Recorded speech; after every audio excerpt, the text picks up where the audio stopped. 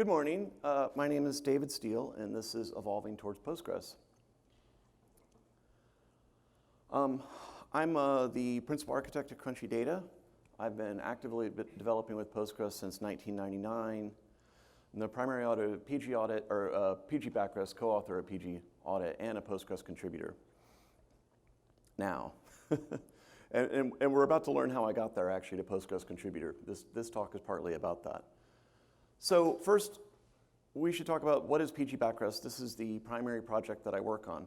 This talk is not about PGBackseat particularly, as in terms of the project, its features, etc. This talk is really about PGBackseat's relationship with Postgres. But for those of you who are not familiar, PGBackseat is backup software for Postgres.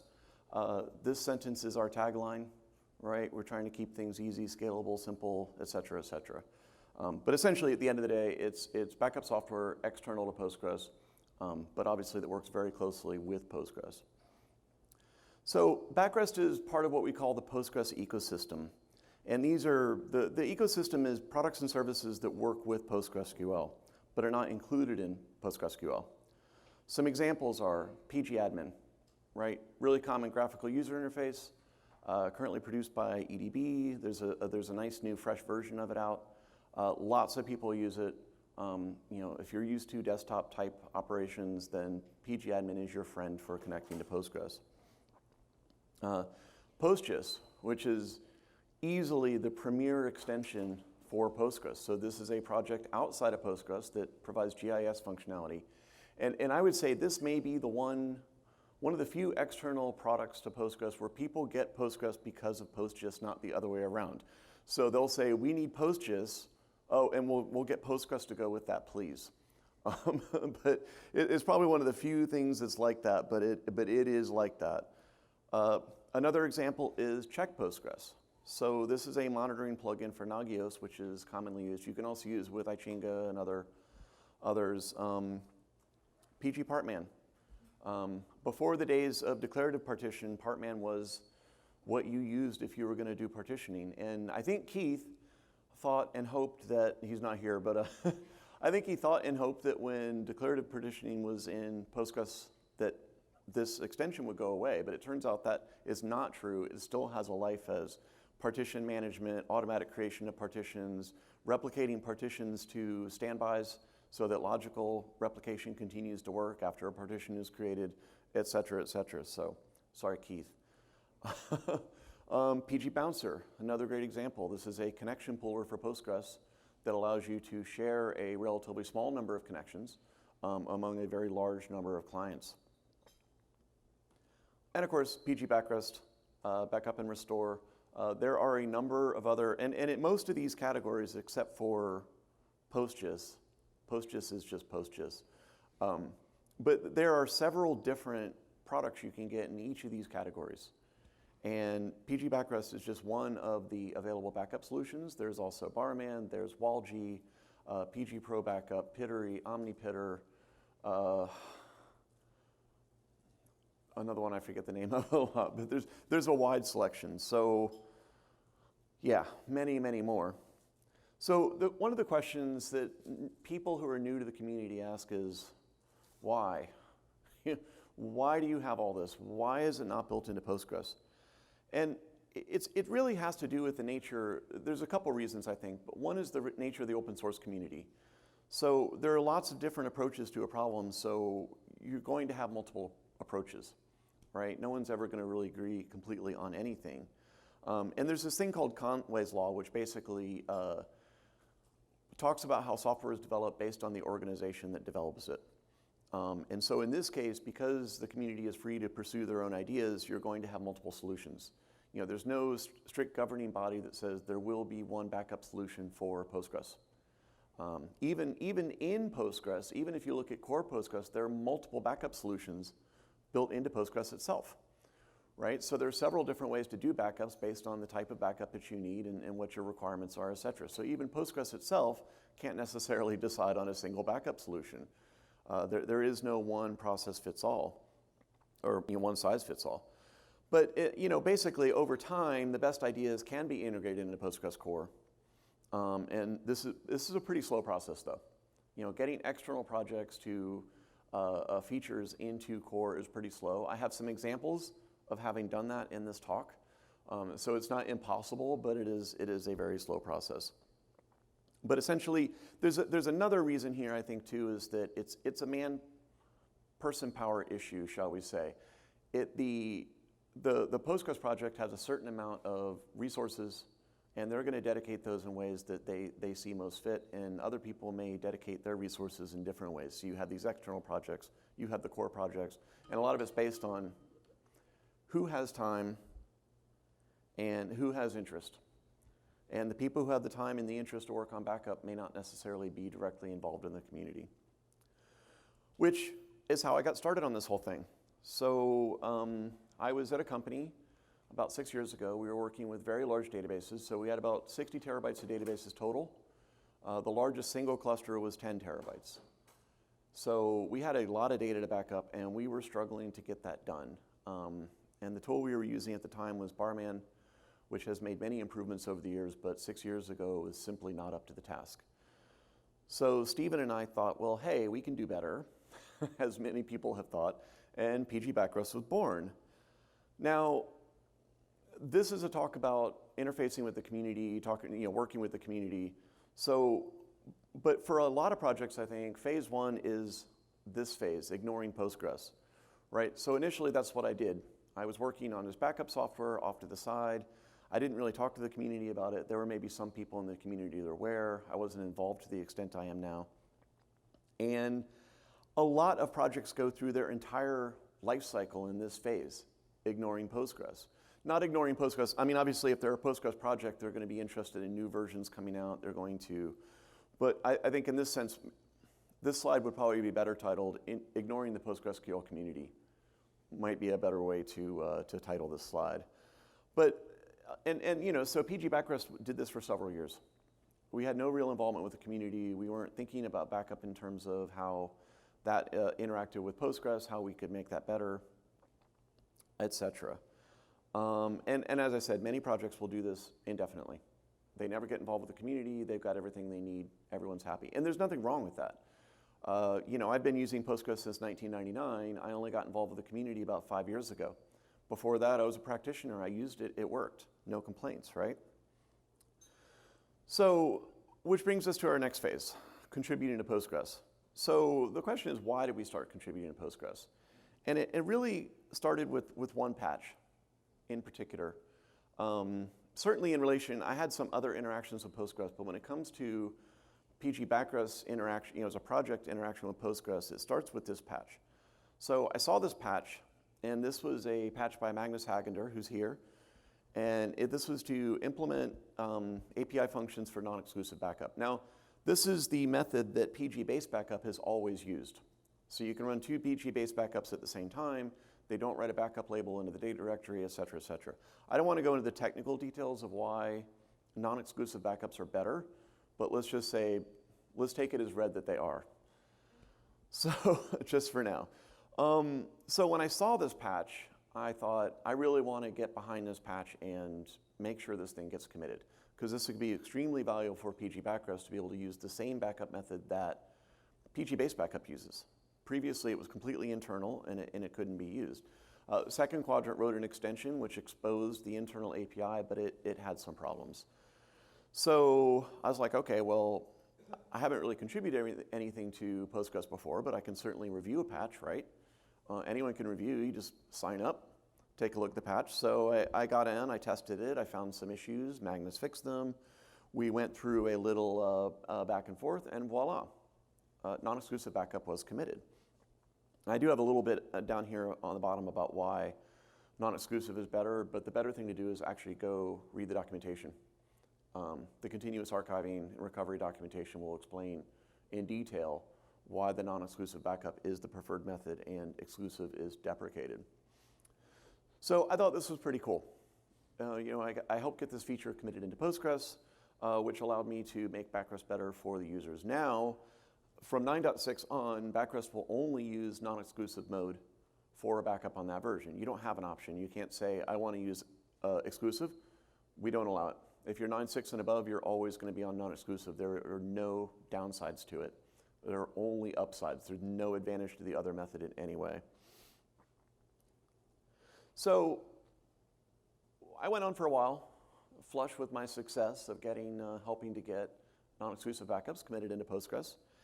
And then I started working on the PGBackseat backup from standby feature, which doesn't really work the same way that the Postgres backup from standby works. We use the master and the standby together, the primary and the standby together, to generate a backup. So most of the data is copied from the standby, but a few files are copied from the primary. And what that gives you, it gives you a backup that looks like it was taken from the primary. Unlike a PG-based backup, standby backup, which really does look like it was taken from the standby, and there are some compromises there, and they're not ideal. So I started doing a lot of research into what makes Postgres consistent. So the question was, what files can we copy from the standby, and what files must we copy from the primary? And while I was doing this, I ran into a lot of files in the Postgres cluster that actually, as far as I could see, were completely unnecessary based on my audit of the code. And it's a lot more directories than you might guess, like PG subtrans, for instance, is one of those directories that you don't need it, et cetera, et cetera. So most of these directories are actually re-initted at restart time. So I made a list of these directories, and I really wanted to exclude these directories from the backup entirely because they looked useless to me. But it was a pretty scary thing to do, just to say, oh, I'm just going to exclude this stuff. So I decided instead to write a patch for PG-based backup to exclude these directories and submit it to Postgres for consideration. Because I figured, oh, if I'm wrong, people were going to tell me right quick. So the initial reaction to the patch was skeptical. But what happened was the people who actually wrote these various subsections started chiming in and saying, oh yeah, we just leave that data around for debugging purposes. It's not, you don't need it, et cetera, et cetera. So like all the people who had actually originally written these various modules chimed in and said, nope, they're not necessary. So it got committed into Postgres. So now we have these exclusions in PG-based backup. Soon after that, I found another file, pginternal.init, which is also recreated at startup time and can be safely excluded from backups. So this was a pretty cool thing because basically I was able to use the Postgres community as a way to vet and peer review what is essentially a PGBackseat patch, right? This is something I wanted to add to our software, but I was a little too scared to do it. And by contributing to PG-based backup, I was able to get this peer review that I really wanted. And if you had just, I can tell you with the community, if you just write, like if I just wrote an email and said, I'm interested in excluding these directories from PGBackseat, there's a good chance I would get crickets from that, right? Some people might respond, but generally speaking, that would be considered pretty off topic, right? But by framing it as a PG-based backup patch, it got attention. And the advantage here too is that PG-based backup is now a better piece of software as well. So both projects have benefited from this effort. I got my vetted patch for PGBackseat, PG-based backup got the same patch. Later, we also started, we wrote patches to exclude unlogged tables from backups and temp tables as well, because these are both completely useless. They will be, temp tables are just deleted by Postgres at restart. Unlogged tables are truncated. And the unlogged tables in particular cause confusion for people because some people had databases with very large amounts of data in unlogged tables. So let's say you do a backup, you've got a terabyte database, 500 gig is in unlogged tables. So your backup is 1 terabyte. You restore the backup, your restore is 1 terabyte, but as soon as you start Postgres, it deletes 500 gig worth of data. And so then your cluster is 500 gigs. So people are like, hey, what happened to my data? And the first couple times this happened, it was confusing, but after a while, we always knew if a large piece of data went away, we'd say, how many unlogged tables do you have? And they're like, oh, yeah, we have this for, yeah, okay, well, there you go. But this not only does it eliminate the confusion of wondering why my cluster size is different than my backup size, but it was just a waste of data to copy this stuff. Like, why do it?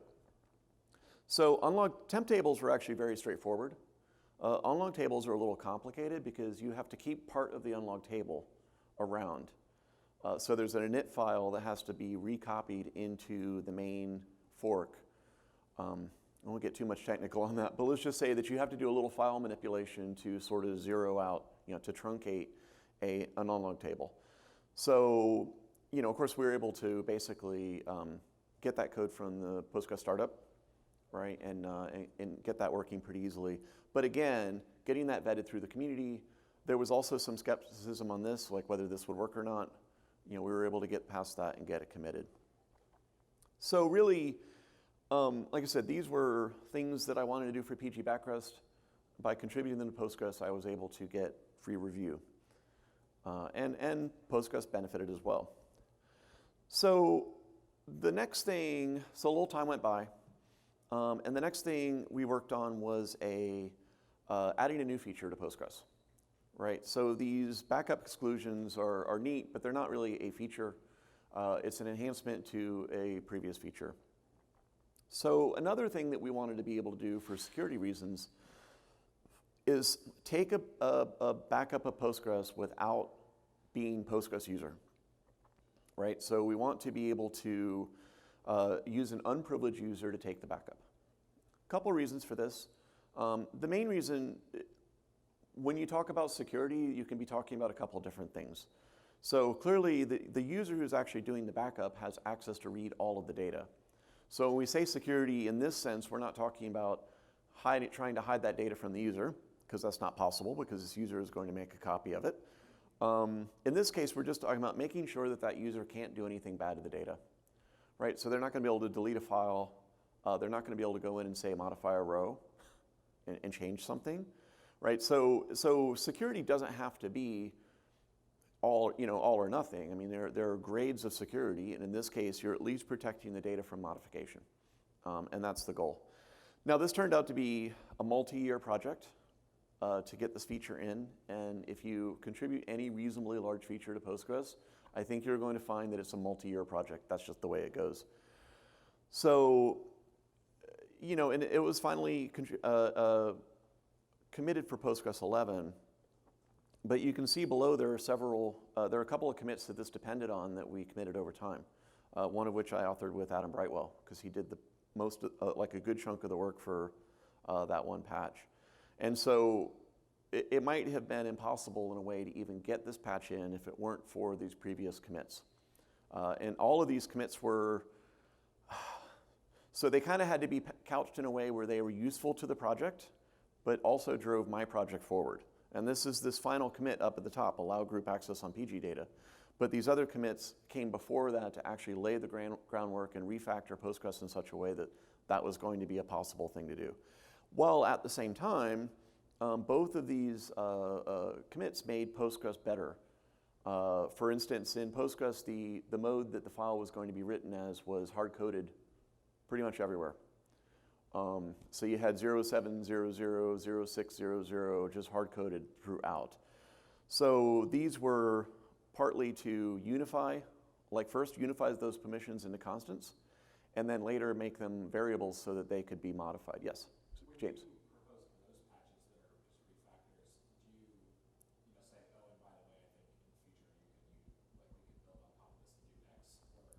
No, I mean, I absolutely made it clear where I was going. I wasn't trying to be sneaky, like just say, oh, well, I've got this evil plan in the future, but I'm going to trick Postgres by like, no. I mean, I was very clear about what I was trying to accomplish. In the end, it's just that the original patch that Adam and I wrote, it was too big to be accepted because it touched every file in Postgres. Right? I mean, really, if you go look at these commits and look at the changelog, it's a little frightening, especially the 3 patches together, how many files were changed in Postgres by this patch. It's like a lot. Not everything, obviously, but pretty much anything having to do with I/O was touched in some way. Yes? Given that it touched so many files, how did, like, I imagine there was a lot of trouble in getting that reviewed and getting that and handling like the merge conflicts as it was being reviewed. So how did you handle stuff like that? So the question was about, if there were so many changes, how did you, how did you handle the review of that? The answer is carefully. There's a couple things going for us here. First of all, Postgres has tests. So if I broke something that, made one of the tests break, then we would know there was a problem. You can also use the test the modifications that I had to make the test to make them work is an indicator of the behavioral change. So it helps you measure the behavioral change in the code by looking at how the test changed. And then the rest of it is as any patch is done in Postgres, is line-by-line review. In this case, the changes were very much according to a pattern. So taking hard-coded changes and making them as this generic change. I wrote new functions because most parts of the code don't care what the permission is, right? They can use the default permissions. So there's only one exception in Postgres where the default permissions aren't used. And so I wrote another layer of functions that we could paste into all those other places so we could change the permissions underneath them and not have to worry about it. So you're really looking at that pattern. So you have to go look at each call site where I made that modification and say, in the previous code, and say, is it okay to use the default permissions in this case? Or does this function need to sometimes set custom permissions? Is that an answer? Is that a pretty good answer? Yeah, and there's also the question about, like, there's still active development on Postgres going on while you're trying to... Oh yeah, sorry. So the second part of the question is, what do you do about active development? Well, we do something called rebasing. So the patches get out of date incredibly quickly. And so you have to constantly keep the patch up to date. So part of the patch maintenance is actually just keeping it working with the current code base. And for a patch like this that touched that many places, it was a bit challenging to keep it up to date, to be perfectly honest with you. So every time we got to a new commit fest, I would have to rebase the patch, go through, deal with any conflicts, and provide a new patch to the community, even if my code had not changed. And that is a constant and ongoing process. And you will see many messages on Hackers that basically just say, this doesn't apply anymore. Please rebase your patch. And that's the process we go through to do that. And it is frustrating. But one thing that's helpful is to break it up into smaller pieces. And this speaks to all of your questions is, dealing with the review process and dealing with the rebase process, the smaller the patches are, the easier that is. So if you can break the patch up into bite-sized chunks, it's a lot easier to not only get it committed because it's comprehensible to people, it's small enough to be reviewed, say, in a single sitting, where you don't need multiple days to work on it, and it's easier to keep the patch rebase. So while I was working on some of these earlier patches, I would let the later patches just languish, on disk someplace, and rebase them only when I got to the point where I wanted to resubmit them to the community for consideration. So that's adding a new feature. And so obviously this feature had a direct material benefit for PGBackseat and our users. The other benefit is that every other piece of backup software out there, which there are quite a few, can now use this feature as well. So it's not just for us. So Postgres, working with Postgres and working more, as we work more and more closely with Postgres, we started thinking about language as well. Which language you pick for a project is very important, but is usually the circumstances of when you start a project decide what the language is going to be. And the circumstances of the start of this project was we needed to back up 50 terabytes of data quickly, and we needed to get software that would do that quickly. So while I love C was not really a consideration for writing PGBackseat originally because I needed it done quickly. And C has many strengths, but speed is not really one of them. Well, speed of writing the software is not one of C's strengths. Once you've got it written, it's quite fast, and that's great. So PGBackseat is originally written in Perl, but we are currently migrating it to C. We were very nearly at the end. We were within a few months of the end of that project, and boy, I can't wait to be done.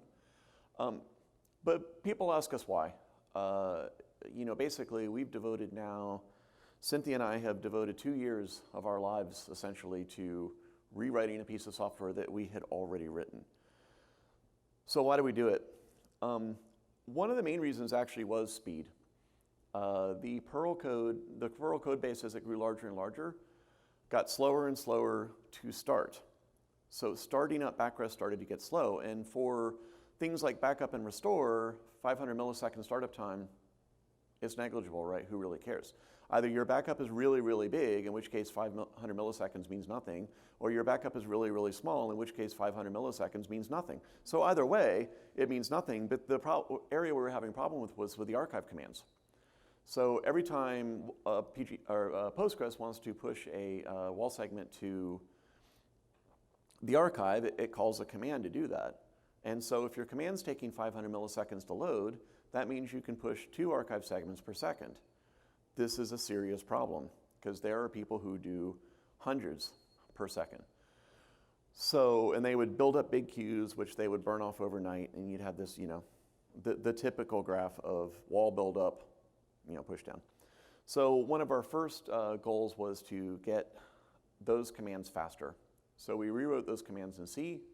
The rest of the program was still in Perl, but we had that a lot faster. Now, at the point where we had rewritten those in C, we had already embarked on the migration of the entire project. But we did those first because they were the most time sensitive. Backup in Perl is not as time sensitive, although the C code is faster in some key areas, and one of the areas is building the initial backup manifest. So if you have a database with a lot of tables, the old version of PGBackseat can take up to 10 minutes to build, just to build the list of things that it wants to do. The C version will do that in about 5 seconds. So, so there are some speed benefits to the C code as well. Now, if you have a database that large, you are probably going to spend the next 6 hours backing it up. So again, the 10-minute thing is not killer, but still, it's nice. Another benefit is simplified deployment. So now you don't have to have the Perl runtime, you don't have to do the various Perl packages. The libraries that we use in PGBackseat are very commonly installed. If you've got a Linux system with anything non-trivial on it, you probably have libssl, libxml, and libz. Oh, and libpq, right? So you've got those libraries installed and you're ready to go. So in that sense, PGBackseat, the C version, has 0 dependencies. Now it has a few, but as I said, those things are almost always going to already be there. And if they're not already there, they're at least relatively well-known and trusted pieces of software, with the exception of OpenSSL, of course. But it is what it is. We are planning to also support libNSS and some other things in the future, but for right now, OpenSSL is what Postgres uses. Which brings us to Postgres. So this is really a talk about working with Postgres, right? So what was the other thing we did? Well, we really wanted to be in C because Postgres is in C, right? So so these first 2 items were definitely nice, and we could have gotten the first one just by doing part of those couple of commands in C and being done. But using the same language as Postgres has an enormous number of advantages for us. And the first thing we ever did, so what I was just talking about was contributing code back to Postgres. So this section is a little more about stealing code from Postgres. And the first thing we ever grabbed from Postgres was the page checksum code. So we wanted to be able to verify page checksums during the backup. It's essentially free because when you're doing a backup, you have that data in your hand. So if you can run the page checksum code on it, it has almost 0 cost. So why not do it? But the page checksum code is fairly complicated. It's also highly optimized in C, so it's a big ask to say convert that to Perl and actually have it be fast, and then on top of that, have it be correct. So we were like, okay, well, let's grab this code. And in this case, we grabbed it and then wrote a interface layer between Perl and C, so the Perl code could use the C code. And basically, all it was getting back was the verification: is the data you gave me correct or not? So the data that was going back and forth between C and Perl was really easy. It's just buffers and booleans. And so the algorithm itself was safely embedded in C, where we could just copy it from Postgres and be done with it. We also use PG control structures. And initially we had to code these in Perl, basically reading them out piece by piece. But there's this thing on systems called alignment, which makes this really a hassle, because 32-bit systems will write structures to disk differently than 64-bit systems do. So in Perl, we had to detect what kind of system we were on and then add little offsets in. And the further you got down into the structure, the more complicated it got. So reading the first couple things out was okay, and then it got harder and harder and harder and harder. So what that meant in Perl is we only went down so far, and we were only able to capture so much of the data from PG control. Now, in C, we're able to read all the versions of PG control from 8.3 through the current version. And literally what we do is we have a big header file that has a lot of if-defs in it, and we copy the new structures out of the new version of Postgres, and then we build a file, an object file for each version of Postgres. And then we have our own interface layer with version numbers on them, so we can say, give me the PG control, read this PG control file as if it were 9.3. Or can you is this, just ask the interface layer, is this your PG control version? Can you read this, or should I ask the next person? And go through the loop. Another thing that's really important to us is wall structures. We read the wall headers to verify that the wall that you're archiving belongs with the backup that you're sending it to. So reading the wall structures is also non-trivial. We have all kinds of plans for this in the future for things we would like to, more things we'd like to do here, more we'd like to be able to read. But for now, it's nice that we can just easily get that data out with C. The last thing here is portability. So by writing in C and using data structures and constructs and stuff from Postgres, we're trying to ensure that we are at least as portable as Postgres. So any platform that Postgres can be ported to, PGBackseat can be ported to. And that's really the goal, right? Because if Postgres doesn't run on that platform, there's no reason for us to. Why would you care? So if we can have that kind of portability, then that's good. Luckily, when I forgot to put this on the slides, I should do this, but when I started this project, I started writing it in what's called C99. So this is a C standard it's a compiler standard. So C99 has certain features, C89 has certain features, C06 has certain features, but I went with C99 because it has the most features and is most widely available. But at that time, Postgres was still on C89, if you can believe it. Luckily, partly, I like to think I was partly responsible for this because I helped talk Tom into why the C99 features were actually valuable and things that we should have. But the Postgres project has since migrated to C99. So the one compatibility barrier between PGBackseat and Postgres has been removed, which is pretty cool. So this is all the good stuff, right? But working with the community can also be challenging, right? So these previous slides are all of our victories, right? Yay, so we proposed a patch, we worked on it, we got it reviewed, we got it committed. But there are other things that have not gone so smoothly. And one of those is a patch I submitted last year to remove exclusive backup from Postgres. As I said, I want to go deeply into it, but there are reasons that exclusive backups are actively dangerous. One of the worst things is that if you are, let's say you're running a backup, the server crashes. When the server restarts, it will not restart because it will find the backup label file and then try to probably go get a wall file from sometime in the past, and it will refuse to restart. Now, it will hopefully give you a hint that you should delete that file. So in the case of I was doing a backup, the server crashed, I need to delete this file, that is correct. But in the case where, say, you restored a backup and you forgot to write a recovery.conf file, you will get the same error because Postgres doesn't understand that there's a difference here. And if you remove that file in that case, Postgres will start and you will have a corrupt database. Simple as that. And the worst thing is it won't say anything about it, right? It's like, okay, you delete a backup label, I can now start, woo, we're good to go. Now you've got corruption. Completely silent, and you may have no idea it happened until you start hitting indexes and other data structures that are inconsistent and won't work.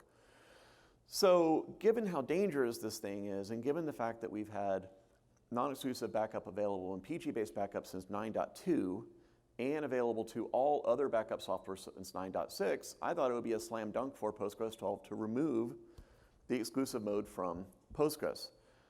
Boy, you want to read a really, really long thread. That's a, Renee was talking about long thread, or sorry, never mind, this is an earlier conversation, but you want to read a really long Postgres thread, this is one of them.